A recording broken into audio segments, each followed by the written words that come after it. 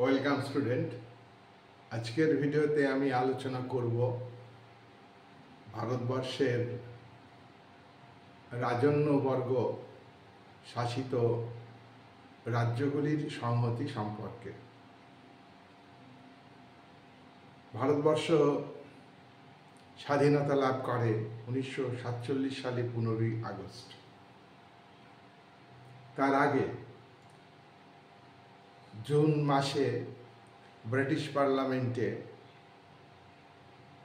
ভারতের স্বাধীনতা আইন নামে একটি আইন পাস হয়, ইন্ডিয়ান ইন্ডিপেন্ডেন্স অ্যাক্ট। এই আইন অনুযায়ী ভারতের স্বাধীনতা প্রদান করেছে ব্রিটিশ সরকার। ভারতের স্বাধীনতা সেই সময়ে সশস্ত্র সংগ্রাম বিপ্লবের মাধ্যমে হয়নি। আমেরিকার স্বাধীনতা যেমন 1776 থেকে 1783 সাল পর্যন্ত যুদ্ধ করে ব্রিটিশ সাম্রাজ্যবাদী শক্তির হাত থেকে আমেরিকার 15টি উপনিবেশের জনগণ ছিনিয়ে নিয়েছে, সেইভাবে ভারতের স্বাধীনতা আসেনি। ভারতের সমকালীন জাতীয় কংগ্রেসের নেতারা ব্রিটিশ উপনিবেশিক ও সাম্রাজ্যবাদী শক্তির সঙ্গে সরকারের সঙ্গে বোঝাপড়ার মাধ্যমে স্বাধীনতা পেয়েছে। ব্রিটিশ সরকারের উপর অক্ষশক্তির পক্ষে জার্মানি ব্যাপকভাবে আক্রমণ হানে, তাতে ব্রিটিশ শক্তির সামরিক এবং অর্থনৈতিক দিক ক্ষতিগ্রস্ত হয়। ভারতকে স্বাধীনতা দেওয়া ছাড়া তাদের কাছে কোনো উপায় ছিল না। আন্তর্জাতিক দিক থেকে মার্কিন যুক্তরাষ্ট্র ব্রিটিশ সরকারকে চাপ দিতে থাকে ভারতের স্বাধীনতা প্রদানের জন্য। তা না হলে আমরা কি ভাবতে পারি 190 বছর ধরে যে উপনিবেশিক শক্তি ভারতকে শাসনের নামে শোষণ করেছে, অত্যাচার করেছে, সেই শক্তি, সেই সাম্রাজ্যবাদী শক্তি, অত্যাচারী শক্তি, তারা ভারতবর্ষের রাজনৈতিক ভাগ্য নির্ধারণ করে দেবে? আর সেই ভাগ্য নির্ধারণের তাদের হাতে ক্ষমতা থাকবে যে তারা আমাদের রাজনৈতিক স্বাধীনতা আমাদেরকে দেবে? এটা আমাদের ভারতবাসীর কাছে লজ্জা হলেও আমাদের মেনে নিতে হয়েছে।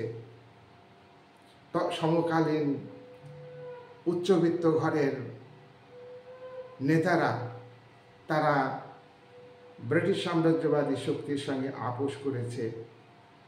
তাদের যে আন্দোলনের পথ ছিল সেটা প্রথমে নিবেদনের নীতি, সংগ্রামশীল জাতীয়তাবাদ, এবং পরবর্তীকালে সশস্ত্র লড়াই সংগ্রামকে তারা ব্যাপকভাবে সমালোচনা করেছেন, উপহাস করেছেন। সর্দার বল্লভভাই প্যাটেল সশস্ত্র নৌবিদ্রোহকে উপহাস করেছেন। আজাদ হিন্দ বাহিনীর সশস্ত্র লড়াইকে, ভারতবর্ষের স্বাধীনতার জন্য যে লড়াই, সেই লড়াইকে কংগ্রেস, মুসলিম লীগ তারা কেউ সমর্থন করেনি। তেলেঙ্গানার কৃষকদের যে তেভাগা আন্দোলন চলছে, সেই আন্দোলনকে সমর্থন করেনি। 1946-এর নৌবিদ্রোহের সময় ভারতবর্ষের শ্রমিক শ্রেণী তারা ধর্মঘট করে, 10 লক্ষ শ্রমিক শ্রেণী তাদের আন্দোলনকে, তাদের সংগ্রামকে সম্মান করেনি ভারতবর্ষের সমকালীন রাজনৈতিক নেতৃবৃন্দ, কংগ্রেস নেতৃবৃন্দ। তাই তারা আন্ডারস্ট্যান্ডিং এর মধ্য দিয়ে ভারতের স্বাধীনতা নিয়েছে। সুতরাং 1947 সালে জুন মাসে ব্রিটিশ পার্লামেন্টে ভারতকে স্বাধীন করে দেওয়ার জন্যে ইন্ডিয়ান ইন্ডিপেন্ডেন্স অ্যাক্ট পাশ করে, আর সেই অ্যাক্টের মধ্য দিয়ে ভারতকে স্বাধীনতা দিয়েছে। এই অ্যাক্টের অনেক ত্রুটি বিচ্যুতি, এই অ্যাক্টের মাধ্যমে এবং ব্রিটিশ সরকার যে 1946 সালে স্বাধীনতা দেওয়ার আগেই গণপরিষদ গঠন করেছে, ব্রিটিশ সরকার ভারতীয় নেতাদের নিয়ে একটা অন্তর্বর্তীকালীন সরকার তৈরি করেছে। এই অন্তর্বর্তীকালীন সরকার 46 থেকে 47 সালে লক্ষ লক্ষ মানুষ নিহত হয়েছে, আহত হয়েছে, সাম্প্রদায়িক দাঙ্গার কবলে পড়েছে। সাম্প্রদায়িক দাঙ্গাতে অনেক মানুষ মৃত্যু হয়েছে, সম্পদ ড্যামেজ হয়েছে। কিন্তু এসব নিয়ে অন্তর্বর্তীকালীন সরকারের কোনো মাথা ব্যথা ছিল না। শুধু অন্তর্বর্তীকালীন সরকারের প্রধানমন্ত্রী জওহরলাল নেহেরু বলেছিলেন যে অন্যান্য দলগুলি এই সাম্প্রদায়িকতার জন্য দায়ী। দেখো, সেই সময়ে দুটি প্রভাবশালী দল, একটা হলো জাতীয় কংগ্রেস আর একটা হলো মুসলিম লীগ। অন্যান্য দলের বা কোনো সংগঠনের কোনো প্রভাব প্রতিপত্তি ছিল না, সেরকম ইমেজ ছিল না। কমিউনিস্টদের সিপিআই, কমিউনিস্ট পার্টি, এর কোনো প্রভাব ছিল না। শ্রমিক কৃষকদের কোনো ভূমিকা ছিল না। তাহলে গণপরিষদে যারা সদস্য 389 জন রাজন্যবর্গের প্রতিনিধি ছিল। তাহলে এই জায়গায় দাঁড়িয়ে তারা কিন্তু সাম্প্রদায়িক সম্প্রীতির ক্ষেত্রে কোনো উদ্যোগ নেননি। গান্ধীজি সাম্প্রদায়িকতার বিরোধিতা করেছেন, দেশভাগের বিরোধিতা করেছেন, কিন্তু তিনি রাস্তায় নামেননি, তিনি অনশন করেননি। তার একটাই পথ ছিল অহিংসার মধ্য দিয়ে সত্যাগ্রহী হওয়া। কোনো লড়াই না, কোনো সংগ্রাম নয়। তাহলে তিনিও কিন্তু দেশ বিভাগের প্রতিবাদ করেননি। আর দেশ বিভাগের কারণেই ব্যাপক সাম্প্রদায়িক দাঙ্গা। মুসলিম লীগের স্লোগান ছিল লড়কে লেঙ্গে পাকিস্তান, হিন্দুর রক্তে করব চান। এই যে সাম্প্রদায়িক স্লোগান, যে পাকিস্তান রাষ্ট্র তৈরি হলো ধর্মের ভিত্তিতে কোনো সমাধান হয় না। তার বড় প্রমাণ হলো পাকিস্তান রাষ্ট্র ধর্মের ভিত্তিতে সৃষ্টি হয়েও সেখানে জাতপাতের সমস্যা, এবং পরবর্তীকালে এটা প্রমাণ হয়ে গেছে যে পাকিস্তান ইসলামিক রাষ্ট্র হয়ে তার বিভাজন পূর্ব পাকিস্তান বাংলাদেশ রাষ্ট্রে পরিণত হয়েছে। যাই হোক, 1947 সালে ইন্ডিয়ান ইন্ডিপেন্ডেন্স অ্যাক্ট অনুযায়ী রাজন এখানে দুটো ভাবে ভারত শাসন করত। সেই শাসনের উপরে গুরুত্ব দিয়ে ভারতবর্ষের দেশ ভাগ হয়েছে এবং স্বাধীন ভারতবর্ষের শাসন ব্যবস্থা গড়ে উঠেছে। ভারতের ব্রিটিশ শাসন ছিল, আমি আগেই বলেছি, 190 বছর। এর মধ্যে দুটি ভাগ ছিল। একটা হলো ইস্ট ইন্ডিয়া কোম্পানি, ব্যবসায়ী কোম্পানি, সে ব্যবসা করতে এসে ভারতের রাজনৈতিক ক্ষমতা দখল করে নিয়েছে। ইস্ট ইন্ডিয়া কোম্পানি শাসনকাল হলো 1757 থেকে 1857। আর মহাবিদ্রোহের পরে Indian government of India act, Bharat শাসন আইন অনুযায়ী ব্রিটিশ সরকার সরাসরি ভারতকে শাসন করেছে। 1858 সালে প্রথম ভারত শাসন আইন পাশ হয়। যাই হোক, আমরা দেখব যে ব্রিটিশ সরকার, টোটাল ব্রিটিশ সরকার, ইস্ট ইন্ডিয়া কোম্পানি সরকারের পিছনে ব্রিটিশ সরকার ছিল। আর বাকি সময়কালটা অর্থাৎ 190 বছরের মধ্যে 100 বছর হলো কোম্পানি সরকার, বাকি সময় হচ্ছে 90 বছর সরাসরি ব্রিটিশ সরকার। আমরা এক কথাই ব্রিটিশ শাসন বলবো। এই ব্রিটিশ শাসনের সময়ে ভারত দুটি ভাগে বিভক্ত হয়ে শাসিত হতো। ভারতের কোনো কোনো ভূখণ্ড ব্রিটিশ সরকার সরাসরি শাসন করত, আবার কোনো কোনো ভূখণ্ডে নবাব ছিল, রাজা ছিল, কোনো জায়গায় তারা শাসন করত। তাহলে রাজাদের দ্বারা শাসিত রাজ্য, এই যে রাজাদের দ্বারা শাসিত রাজ্য, কত ছিল? ছিল 565টা। 565টা রাজাদের দ্বারা শাসিত রাজ্য ছিল, আর বাকি ভূখণ্ড ব্রিটিশ সরকার সরাসরিভাবে শাসন করত। এখন প্রবলেমটা হচ্ছে যে রাজাদের দ্বারা ভূখণ্ড যেটা শাসিত হতো তাদের মধ্যে একতা তৈরি করা। তার কারণ ওই যে ইন্ডিয়ান ইন্ডিপেন্ডেন্স অ্যাক্টে এমনভাবে বলা হয়েছে যে ভারতবর্ষের রাজ্যগুলি মারামারি করুক, ভারতের রাজ্যগুলি 565টা রাজ্য যাতে প্রিন্সলি স্টেট বলা হয় ইংরেজিতে, তারা যেন ঐক্যবদ্ধ হতে না পারে। এ একটা সমস্যা। কিসের জন্য সমস্যা? ইন্ডিয়ান ইন্ডিপেন্ডেন্স অ্যাক্টে বলা হলো এই 565টা দেশীয় রাজ্য তারা স্বাধীনভাবে থাকতে পারবে, তারা নিজে দেশ গঠন করতে পারবে, রাষ্ট্র গঠন করতে পারবে। দ্বিতীয়ত, তারা যদি মনে করে যে পাকিস্তানের অন্তর্ভুক্ত হব, পাকিস্তানের অন্তর্ভুক্ত হতে পারবে। তারা যদি মনে করে, তৃতীয়ত, তারা যদি মনে করে ভারতের সঙ্গে যুক্ত হব, ভারতের সঙ্গে যুক্ত হতে পারবে। 3টি অপশন তাদের সামনে ছিল।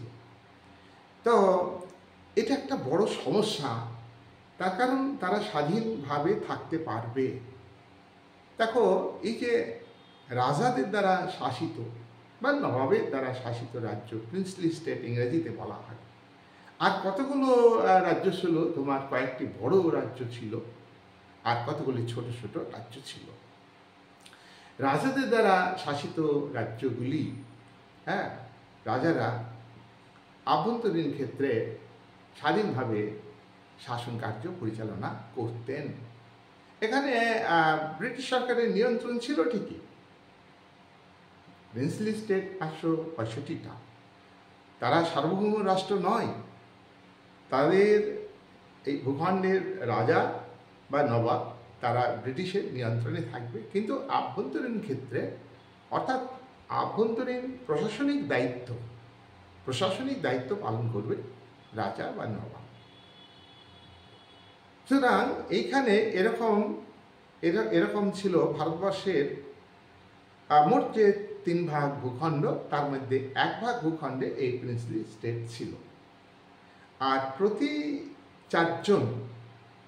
চারজন ব্যক্তি, তার মধ্যে 4জনে একজন প্রিন্সলি স্টেটে বসবাস করত। তাহলে এই যে তারা স্বাধীনভাবে থাকতে পারবে, ইন্ডিপেন্ডেন্স অ্যাক্ট অনুযায়ী বলা হলো, তাতে কিন্তু ভারতবর্ষে রাজ্যগুলি যদি বিচ্ছিন্ন হয়ে যায়, ভারতের সঙ্গে যুক্ত না হয়, তাহলে ভারতবর্ষে একটা নৈরাজ্য সৃষ্টি হবে। ভারতবর্ষের জাতীয় ঐক্য ও সংহতি বিনষ্ট হবে, একটা অরাজকতার সৃষ্টি হবে, একটা বিশৃঙ্খল পরিস্থিতি। তাহলে এইরকম একটা হতে পারে, তবুও কিন্তু ভারতের জাতীয়তাবাদী নেতারা তারা কিন্তু ওই গাছে কাঁঠাল গোপে তেল দিতে শুরু করেছিল। গোপের তেল আগে থেকে মাখিয়েছিল। কারণ কি? এই কথার মানে কি? 46 সালে অন্তর্বর্তীকালীন সরকার তৈরি করলো। এমন একটা দেশপ্রেম যদি থাকে পৃথিবীর ইতিহাসে, এইরকমভাবে কোনো দেশে স্বাধীনতা লাভ হয়নি। যাই হোক, এই যে প্রিন্সলি স্টেট, তারা যে জনগণ, প্রিন্সলি স্টেটের জনগণ, তারা কিন্তু স্বাধীন অধিবাসী। এই জনগণের উপর রাজার অত্যাচার ছিল, নিপীড়ন ছিল। আমরা জানি যে এই রাজাদের বিভিন্নভাবে ব্রিটিশ সরকার নিয়ন্ত্রণ করেছে, অধীনতামূলক মিত্রতা নীতি প্রয়োগ হয়েছে। তার মধ্য দিয়ে সে রাজা নাকে তেল দিয়ে ঘুমাবে, প্রশাসনিক দায়িত্ব পালন করবে, আর অর্থনৈতিক বিষয়গুলো কোম্পানি সরকারের হাতে থাকবে। যাই হোক, এই যে একটা প্রবলেম, এটা কিন্তু একটা প্রবলেম। ভারতবর্ষ স্বাধীন হয়ে গেল। 46 সালে অন্তর্বর্তীকালীন সরকার, 46 সালে গণপরিষদ ভারতের সংবিধান রচনার কাজ শুরু করে দিয়েছে। ভারত স্বাধীন হয়ে যাবে কথা দিয়েছে ব্রিটিশ সাম্রাজ্যবাদী শক্তি। তাদের ভারতবাসীর ভারতের নেতাদের কাছে তারা যে অত্যাচারী এটা তারা মনে হয় ভুলে গিয়েছিলেন। যাই হোক, স্বাধীন হওয়ার ঠিক আগে ব্রিটিশ গভর্নমেন্ট বলেছিল যে ব্রিটিশ স্বাধীন যখন হয়ে যাবে, ইন্ডিপেন্ডেন্স অ্যাক্ট অনুযায়ী দেশীয় রাজ্যগুলি, প্রিন্সলি স্টেটগুলি, 565টা স্টেট, তারা স্বাধীনভাবে রাজ্য চালাবে, স্বাধীন রাষ্ট্র গঠন করতে পারবে, অথবা ভারতের সঙ্গে যুক্ত হতে পারবে, অথবা পাকিস্তানের সঙ্গে যুক্ত হতে পারবে। এই কথা বলা হলো। এই কথা বলা মানে কি, এই যে আইনের এই বক্তব্যটা, রাজ্যগুলি স্বাধীনভাবে থাকতে পারবে অথবা ভারতের সঙ্গে যুক্ত হতে পারবে। যুক্ত যদি না হয়, আর মুসলিম অধ্যুষিত, তারা তো পাকিস্তানের সঙ্গে যুক্ত হবে। মুসলিম লীগের দাবি ছিল পাকিস্তান রাষ্ট্র তো ভারত স্বাধীন হওয়ার আগের দিনই রাষ্ট্র তৈরি হয়ে গিয়েছে, তারা খুব খুশি। তা স্বাধীনতার অল্প দিন পরে এই সমস্যাগুলো দেখা দিল ওই আইন অনুযায়ী, যে রাজ্যগুলি, দেশীয় রাজ্যগুলি স্বাধীনভাবে থাকতে পারবে। দেখো, একটা অ্যাট ফার্স্ট মানে সর্বপ্রথম ত্রিবাঙ্কুর যে স্টেট, ছোট রাজ্য, তার যে শাসক তিনি ভারতের সঙ্গে যুক্ত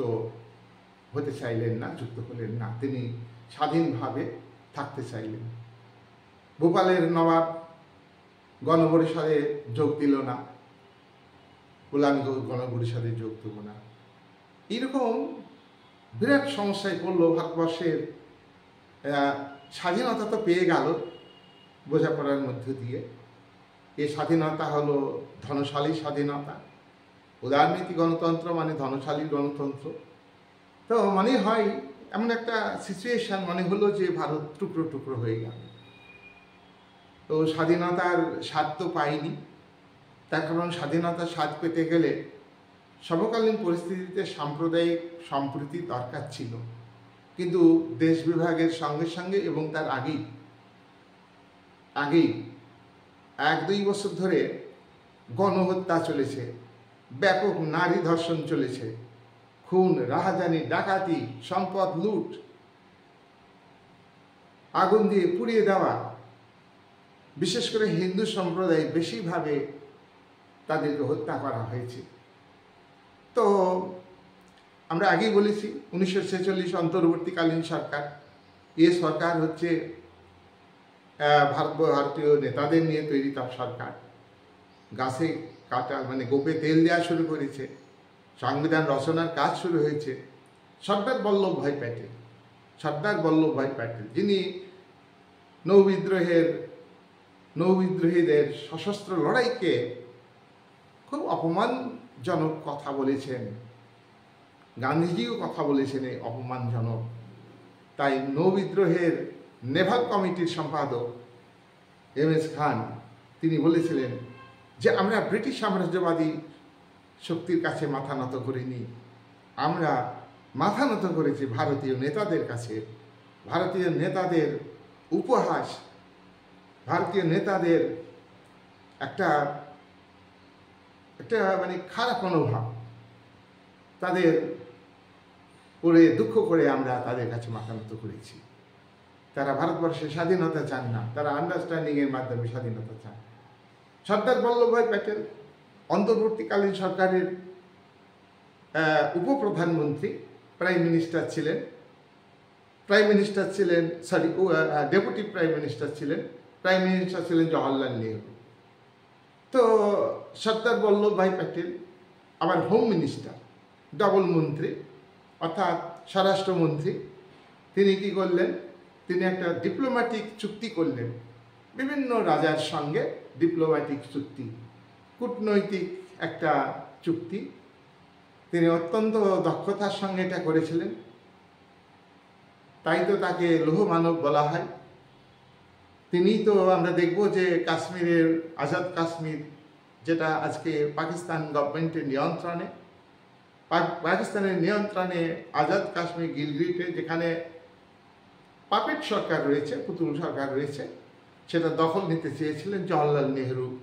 যেহেতু প্রাইম মিনিস্টার, সেহেতু তিনি নিষেধ করেছিলেন। তা আমরা আলোচনা করব।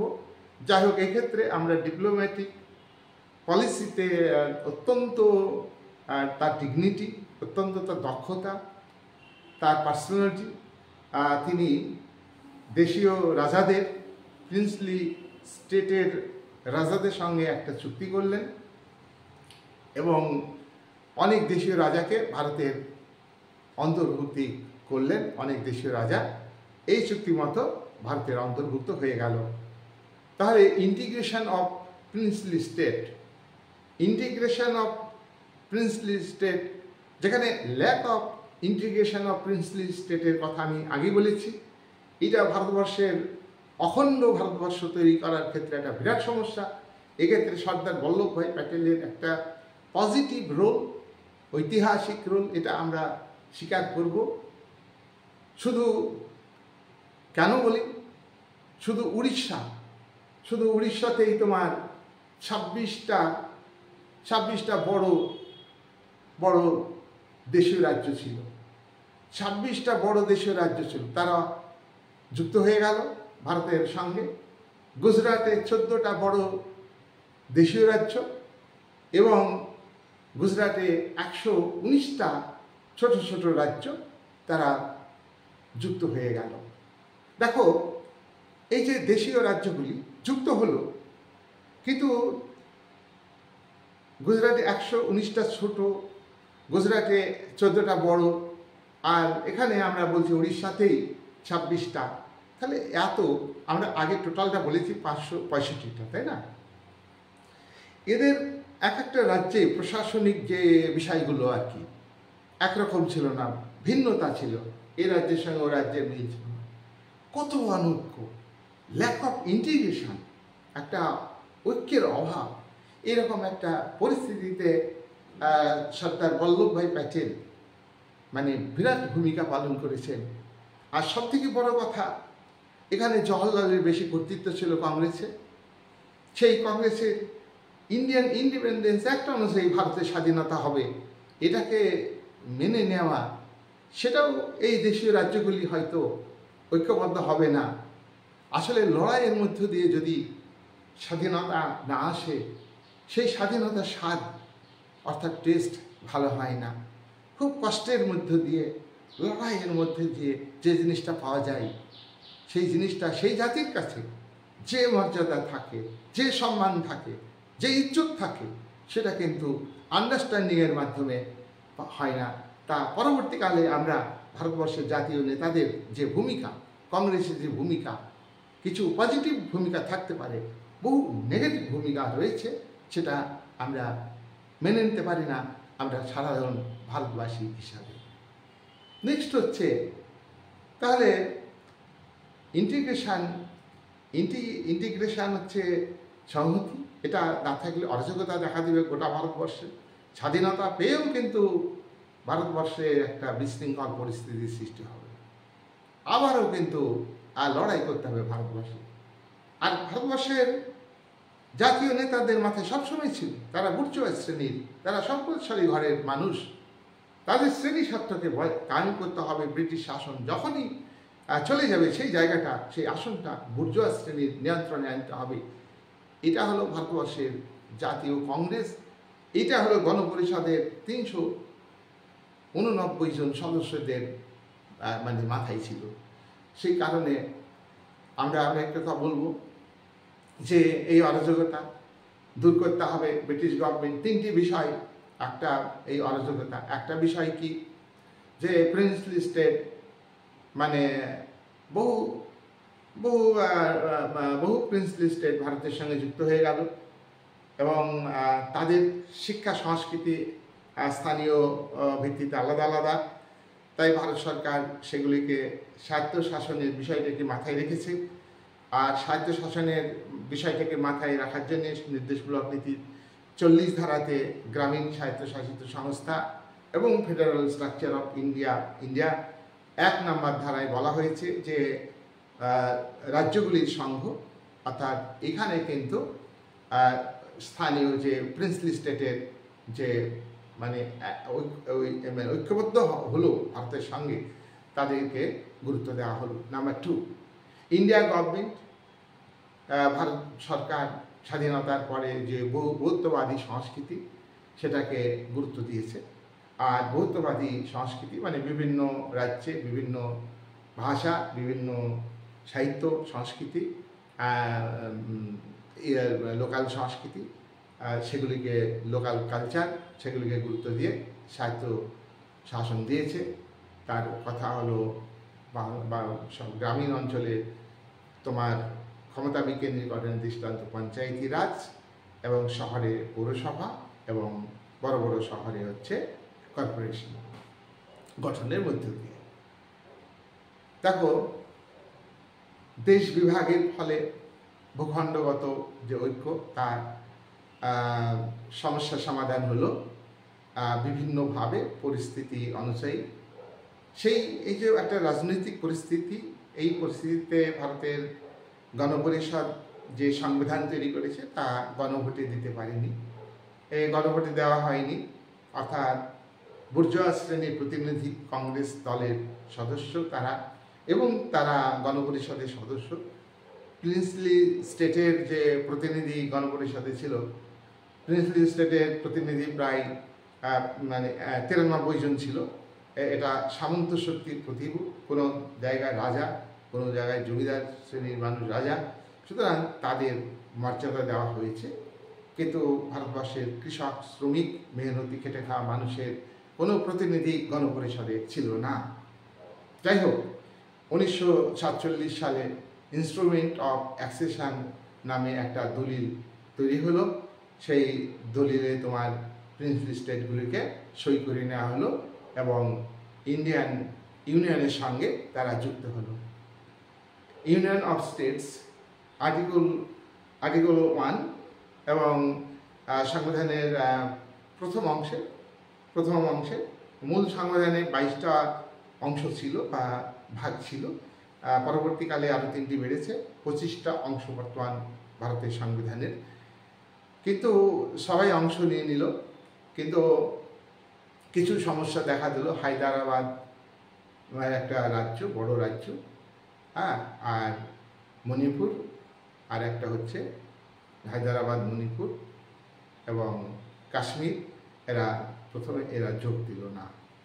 দেখো, হায়দ্রাবাদ একটা বড় দেশীয় রাজ্য।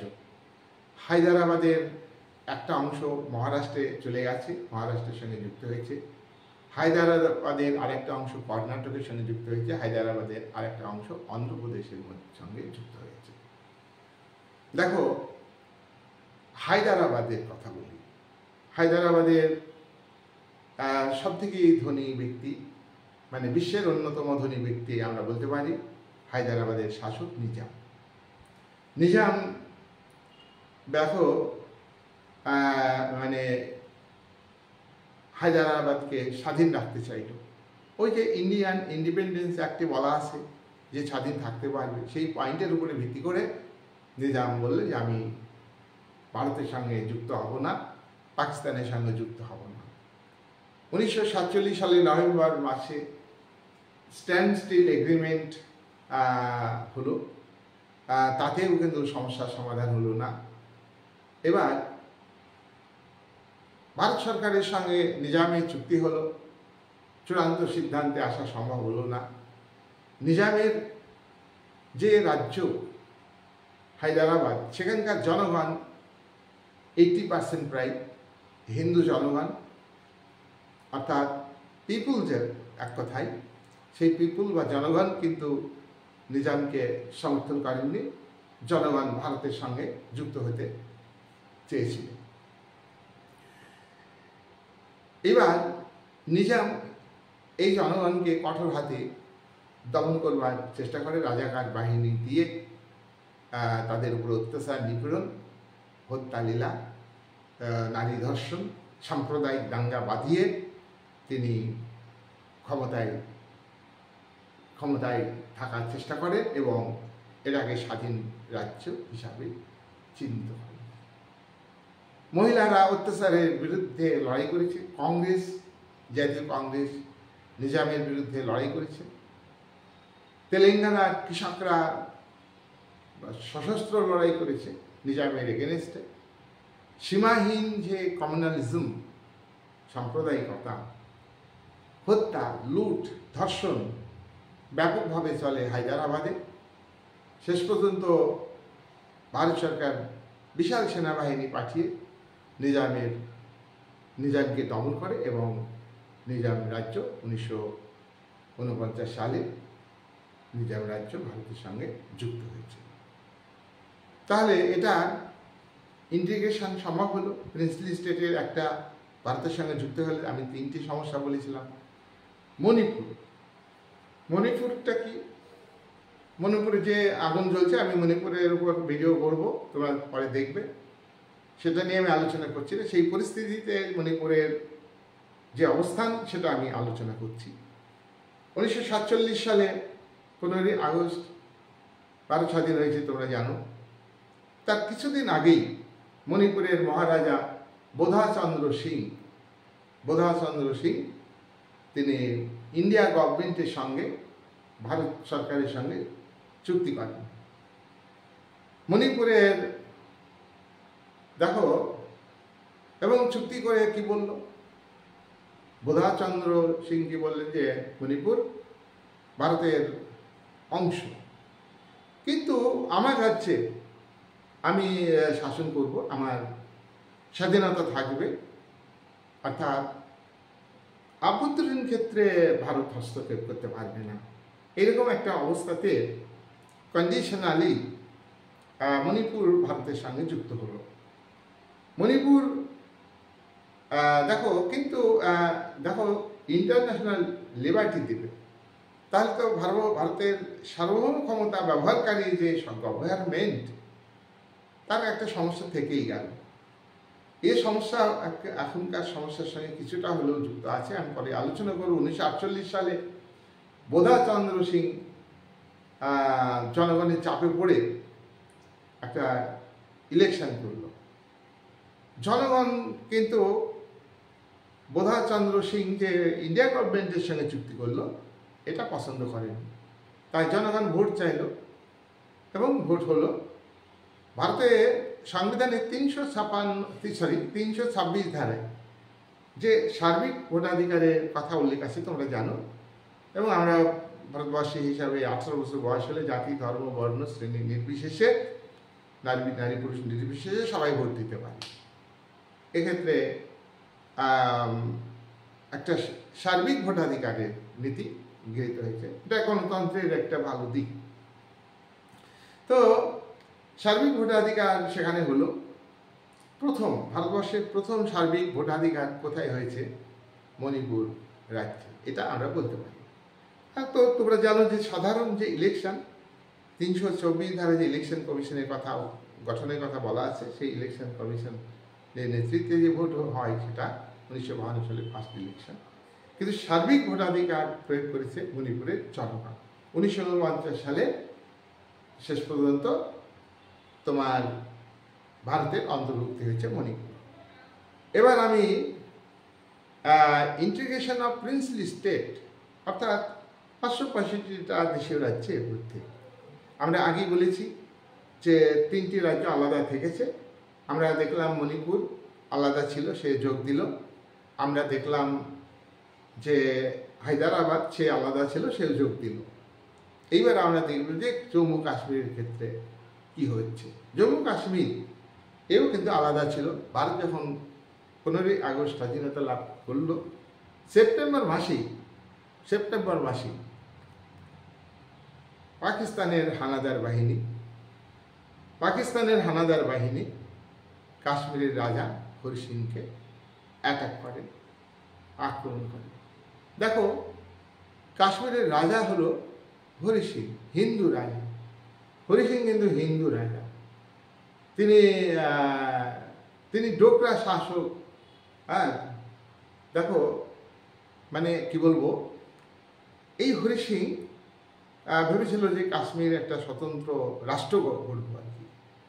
তাই কাশ্মীর তোমরা জানো যে কাশ্মীরকে ভারতের ভূস্বর্গ বলা হয়, তা এখানে গুরুত্ব বেশি। তো জিওগ্রাফিক্যাল পজিশন ইম্পর্টেন্ট, খুব ইম্পর্টেন্ট। তো কিন্তু হঠাৎই কাশ্মীরের হানাদার বাহিনী পাকিস্তানের হানাদার বাহিনী অ্যাটাক করলে রাজা প্রতিরোধ করতে ব্যর্থ হয়। সবটাই দখল হয়ে যাবে, গোটা কাশ্মীর, জম্মু কাশ্মীর গোটাটাই দখল হয়ে যাবে। তখন রাজা হরি সিং দিল্লিতে পালিয়ে আসেন। দিল্লির নেতারা তখন সংবিধান রচনার কাজে ব্যস্ত। আমি আগেই বলেছি, ভারত স্বাধীনতা পাওয়ার আগে থেকেই সংবিধান রচনার কাজ শুরু হয়ে গেছে। 1946 সাল থেকে সংবিধান বই লিখছে। চতুর্থ অধিবেশন গণপরিষদের শেষ হয়েছে, চলাকালীনই ভারত স্বাধীন হয়ে গেছে। শেষ না হতে স্বাধীনতা পেয়ে গেছে আর কি। তাই কাঁঠাল আর গাছে নেই, কাঁঠাল পেরে নিয়েছে ভারতবর্ষের মানুষ, ভারতের নেতারা পেয়ে গেছে, হাতে পেয়ে গেছে। তাই আর গোপে তেল লাগানোর দরকার নেই, সংবিধান রচনার কাজ খুব মন দিয়ে করছে। কিন্তু রাজা হরি সিং পালিয়ে আসছে। তো রাজা হরি সিং তো স্বাধীন থাকতে পারবে, ইন্ডিয়ান ইন্ডিপেন্ডেন্স অ্যাক্টে বলা আছে, সেই অ্যাক্ট অনুযায়ী তো স্বাধীন ছিল। কিন্তু পাকিস্তান রাষ্ট্র তো দ্বিজাতি তত্ত্বের উপরে ভিত্তি করে গড়ে উঠেছে। পাকিস্তানের প্রধানমন্ত্রী লিয়াকত হোসেন, মোহাম্মদ আলী জিন্না, তোমরা মনে হয় যে মোহাম্মদ আলী জিন্না প্রধানমন্ত্রী হয়েছে, না, লিয়াকত আলী খান, তিনি প্রধানমন্ত্রী হয়েছেন। তার সঙ্গে আমাদের জওহরলাল নেহরুর চুক্তি হয়েছিল যখন সাম্প্রদায়িক দাঙ্গা চলছে আর কি। সাম্প্রদায়িক দাঙ্গা চলার ব্যাপারে জওহরলাল নেহরু খুব একটা মনোযোগ দেননি, লিয়াকত যোগ দেননি। তার কারণ মুসলিম সাম্প্রদায়িক শক্তি, মুসলিম লীগ, তারা পাকিস্তানের ভূখণ্ড কত বড় করা যায় সেই নিয়ে তারা ব্যস্ত। এবং যে এলাকা পাকিস্তান হিসাবে চিহ্নিত হয়েছে সেই এলাকার হিন্দুদের বিতাড়িত করা কিভাবে করা যায়, তাদের সম্পত্তি ড্যামেজ করা যায়, তাদের সম্পত্তি কেড়ে নেওয়া যায়, তাতেই কিন্তু ব্যস্ত ছিল। আর এইখানে রাজা হরি সিং তখনই এসে একটা আনইজি সিচুয়েশান বলল যে আমাকে বাঁচান। তো ভারতবর্ষের নেতারা বললেন, ভাই তুমি তো স্বাধীন হয়েছিলে, তো তোমাকে বাঁচাবো কী করে, তুমি তো আলাদা, তুমি কি আমাদের ভারতের সঙ্গে যুক্ত হওয়া? হরি সিং বলল, উপায় তো নেই। হরি সিং বলল, ঠিক আছে দাদা, আমি সই করছি, দেন কী করতে হবে, সই করতে হবে। সই হলো, চুক্তি হলো। কিন্তু হরি সিং একটা দাবি করলো যে আমার কাশ্মীর রাজ্যে বিশেষ সুযোগ সুবিধা দিতে হবে। সেই কারণে 370 ধারা সৃষ্টি হল। এই 370 ধারাতে যা কাশ্মীরের সুযোগ সুবিধা আছে, তা গোটা ভারতবর্ষের মানুষ যদি এই সাংবিধানিক ব্যবস্থা জানত, তাহলে ভারতবর্ষের মানুষ সরকারের বিরুদ্ধে আন্দোলন করত, হয়তো সার্বিক ভোটাধিকার প্রয়োগ করত না। এত ক্ষোভ সৃষ্টি হবে 370 ধারা, এতটা বৈষম্য। আমি 370 ধারা আলাদা করে ভিডিও বানাবো, আজকে আমি এখানে এইটুকুই বললাম। সেই সুযোগটা আদায় করে নিল, কাশ্মীর ভারতের সঙ্গে যুক্ত হয়ে গেল, খুব ভালো কথা। এইবার দখল তো ইন দ্য মিন টাইম অনেকটা করে নিয়েছে। তখন ভারতের সেনা মোতায়েন হলো, পাকিস্তানের হানাদার বাহিনী বা পাকিস্তানের সেনাবাহিনীকে মোকাবেলা করে দিল, স্টপ করে দিল, প্রতিরোধ করতে সক্ষম। কিন্তু in the mean time Jammu ও কাশ্মীরের একটা বিশাল এলাকা দখল করে নিয়েছে ওরা। তখন ভারতবর্ষের স্বরাষ্ট্রমন্ত্রী সর্দার বল্লভভাই প্যাটেল, এবং তিনি বলেছিলেন যে যেহেতু এটা ভারতের আভ্যন্তরীণ ব্যাপার, গোটা কাশ্মীর ভারতের অবিচ্ছেদ্য অংশ, মানেটা কাশ্মীর ভারতের, কোনো কথা হবে না, কোনো গল্প হবে না। কিন্তু পাকিস্তান বলে কাশ্মীর আমাদের। কেন? এটা মুসলিম কমিউনিটি 80%, তাহলে কেন হবে না? ধর্মের ভিত্তিতে দেশ ভাগ হয়েছে। কিন্তু সেই সময়ে একটা পরিস্থিতি এমনই যে কাশ্মীরটা ভারতের সঙ্গে যুক্ত হয়ে গেল পরিস্থিতিতে, রাজনৈতিক পরিস্থিতি অনুযায়ী। তখন হরি সিং কিন্তু তোমার মানে খুশি হলেন, এইবার হরি সিং তার পদ পেয়ে গেল এবং এবং 370 এর বক্তব্য ছিল যে রাজপ্রমুখের পদ থাকবে, রাজ্যপাল থাকবে না, রাজপ্রমুখের পদ তোমার 1965 সাল পর্যন্ত ছিল। প্রধানমন্ত্রীর পদ থাকবে, সেটা প্রধানমন্ত্রী হিসাবে থাকবে, এটা 1965 সাল পর্যন্ত ছিল। পরবর্তীকালে তোমার অনেক চেঞ্জ হয়েছে, চেঞ্জ হয়ে ওই যে কন্ডিশন ছিল 65, তারপরে রাজ্যপাল পদ সৃষ্টি হয়েছে এবং সেখানে তোমার প্রধানমন্ত্রীর পদ উঠে গিয়ে সেখানে কাশ্মীরের আলাদা সংবিধান ছিল, তোমরা জানো। কাশ্মীর 370 ধারা তুলে দিয়েছে। বর্তমান যে সরকার 2020 সালে এটা তুলে দেওয়া হয়েছে, 2020 কি 19 সালে কাশ্মীর কিন্তু এখন কেন্দ্রশাসিত অঞ্চল, আর রাজ্য নেই। 370-এর গল্প শেষ। এখন কথা হলো কি, হরি সিং যে মানে রাজ্য চেয়েছিল, সেটা তো ভারত পুরোটা দখল করে নেবে। আগে আমার জমি যেহেতু নিজে দখল করে নেয়, তাহলে তার হয়ে যাবে। কিন্তু তাই হয়েছে ভারতের নেতাদের। তখন ওই যে ক্ষমতার লোভ, কি করে ভারতের মানে শোষণের জায়গাটাকে মজবুত করতে হবে। এতদিন ব্রিটিশ সরকার শোষণ করেছে, তো আমাদের শোষণের জায়গাটা না। সেই জন্যে ভারতবর্ষের সংবিধান আমি তোমাদের বিভিন্ন জায়গায় আমি তুলে ধরি। সেই সময় প্রেক্ষাপটে ভারতের সংবিধান প্রাসঙ্গিক হতে পারে। প্রায় 7টা দেশের সংবিধানে ভালো ভালো জিনিসগুলিকে লিপিবদ্ধ করা হয়েছে, মানে যে ভারতবর্ষের মানুষ স্বর্গরাজ্য পাবে, স্বর্গ পেয়ে যাবে, তা কিন্তু নয়। এখন পরিস্থিতি অনুযায়ী এই সংবিধানটা পুরোটাই বাতিল করা উচিত। কিন্তু আমি স্বাধীন দেশের নাগরিক, সংবিধান বাতিলের কথা বলতে পারি না। কিন্তু ভারতবর্ষকে উন্নতির শিখরে নিয়ে যেতে গেলে এই যে ভারতবর্ষের সংবিধানে এই জাতপাতের বিভাজনের কথা আছে, স্পেশাল ও ইকুয়ালিটি বলছে, আবার আরেকটা জায়গায় সুযোগ দিয়ে ইকুয়ালিটি কাট করে দিচ্ছে। নেগেটিভ পজিটিভ যেমন যেমন 1 - 1 = 0, ঠিক এরকম ভারতবর্ষের সংবিধানটা ব্যাখ্যা করলে এটাই। নিটফল কিন্তু 0, সাধারণ মানুষের স্বার্থে। যাই হোক, হরি সিং তো এই অবস্থায় ভারতের সেই আজাদ কাশ্মীর, যেটা আজকেও তারা স্বাধীন কাশ্মীর বা আজাদ কাশ্মীর নামে পরিচিত, সেখানে পাকিস্তানের নিয়ন্ত্রণ আছে। আর আজাদ কাশ্মীরের একটা ভূখণ্ড দান করেছে পাকিস্তান চীনকে। চীনের অর্থনৈতিক যে রাস্তা, সেই রাস্তা তোমার করিডোর, বাণিজ্যিক যে করিডোর তৈরি করেছে চীন স্থলপথে, সেই রাস্তাটা আজাদ কাশ্মীর।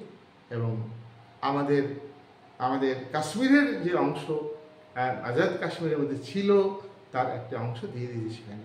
পাশে আকসাই, লাদাখ রয়েছে। এইভাবে আমরা দেখব যে ভারতবর্ষের যে